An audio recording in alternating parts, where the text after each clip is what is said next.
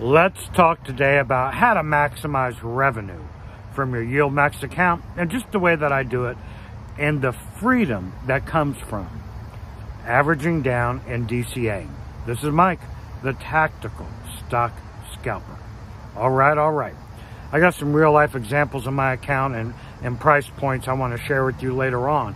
But I want to talk to you about how important it is to have a low cost basis, and averaging down works, and the freedom that it gives you, because choices equal freedom.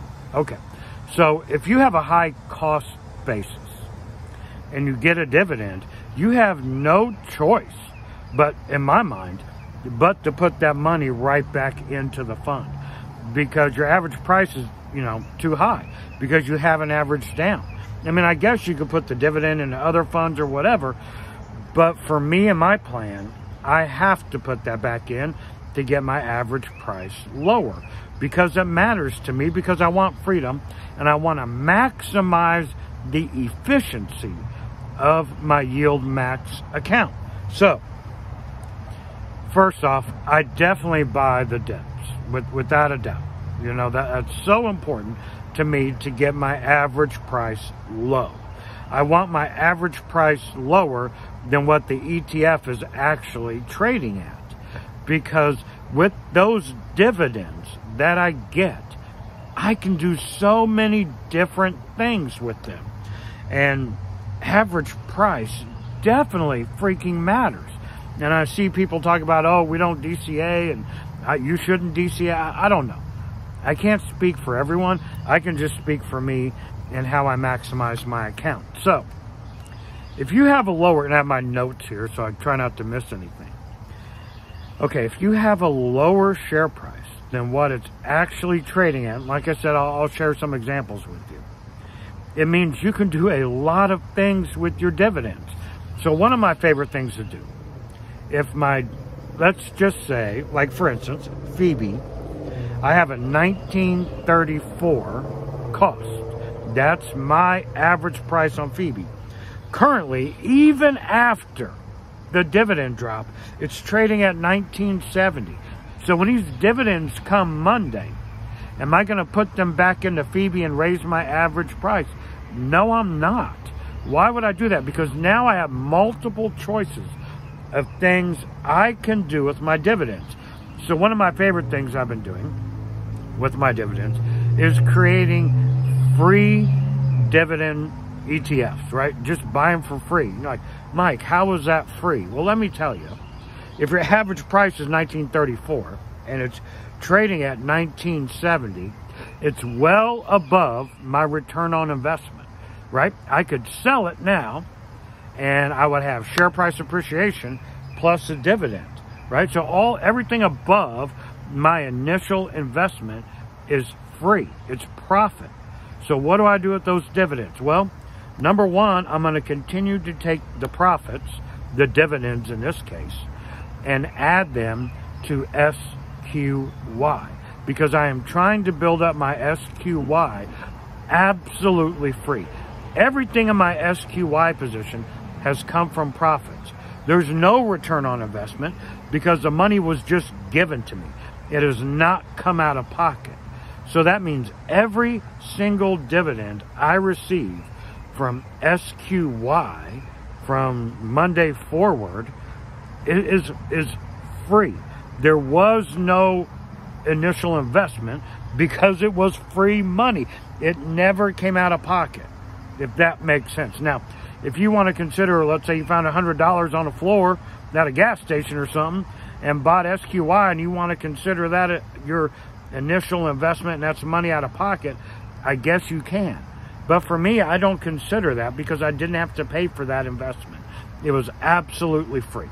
So with Phoebe, 1934 is my price. It's trading at 1970. The dividend I receive Monday is going to SQY, but you don't have to do that. You could live off the dividend if you wanted to. Right in retirement, when I retire, that's the goal, is to keep my average price low so I can live off dividends without hurting my initial capital. And that's why average price matters particularly if you're looking to retire, right? I mean, I don't know how to cut it any other way for people. So with Phoebe, with this dividend, I'm going to continue to add to my SQY position. Now check out AMZ. AMZ, I am at an average cost of $21.81. It is trading at $22.12 after the dividend drop. So everything I get, every dividend I get Monday from AMZ is again totally free. I could live off those dividends, absolutely, right? Because it's coming from profits, okay? But or you can put it into another position to get that position's average price lower. Or you can keep it in cash and hold it for some kind of dip or whatever. It gives you choices when your average price is low. If you're continually just buying above your average price, you don't have these choices, because you're going to hurt your initial capital if you don't reinvest in the fund, right? That's what's going to happen. You're never going to get your average price lower if you don't reinvest, if your average price is way up here. So that's why it's so important for my plan, and my plan alone, to average down whenever I can to keep my average price lower. So with AMZ, again, with those dividends, I'm going to keep building my SQY position. Now, I'm getting dividends in SQY Monday. Those dividends are absolutely free. I took them from profits. I can live off those dividends. It doesn't matter what happens to the share price of SQY, because someone basically gave me SQY for free. That's what happened, because they all come from profits. Now, let's talk about YMAG. YMAG has just been a beast. And in my account, my average price on YMAG is $20.86. It is currently trading at $21.63. So when YMAG comes out in a couple weeks, unless it drops immensely, or there's a massive dividend, that is another one where my average price is low and the price of the stock, or the ETF rather, is way up here. Those dividends from YMAG are absolutely free because they're profits. I'm not going to raise my average price on these by putting them back into these funds. I will either average down on another fund, like YMAX possibly, or whatever, to get the average price lower, okay? Or I'll continue to build free funds. Now, I want to build one for my wife, or many for my wife actually, but the first one I'm going to build is FEPI, and I'm going to do it absolutely free.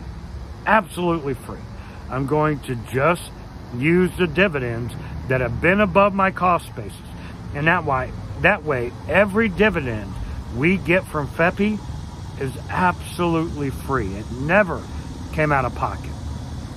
I hope this makes sense to you, and I hope I explain how powerful it is to average down and DCA down in your positions, and how important average cost is, because guys, it truly matters if you're looking to retire and pull the dividends without hurting your initial capital.